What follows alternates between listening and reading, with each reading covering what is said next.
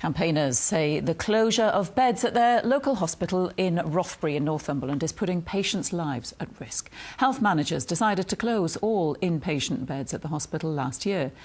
In October, Northumberland County Council referred the matter to the Health Secretary, but 5 months on, the situation remains unresolved. Meanwhile, campaign groups say patients are being sent home to Rothbury from other hospitals without care in place. Here's our news correspondent, Mark Denton.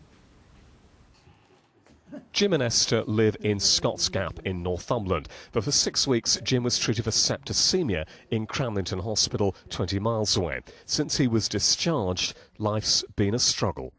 Cramlington, you were more or less thrown out of the bed and said you were going home. With just boxes of pills and take one of these per day, or you had all these boxes to sort out, and you got in a muddle. The toilet, for a start off, it was up the stairs. If he couldn't get out, he had to go out the back door to get the toilet outside. Well, Jim couldn't do that.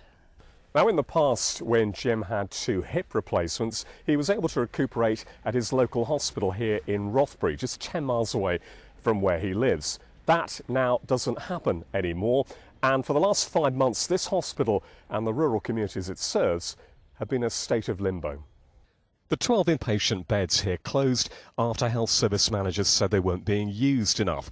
Protest marches followed, but last October, Northumberland County Council referred that decision to the Health Secretary. Since then, nothing, which frustrates Jane. Her 87-year-old father, Stuart, was discharged from Cramlington Hospital to his home in Rothbury recently after a fall and head injury. He was discharged home to here, to this house, where he lives with my elderly mother, who is frail and has mobility issues.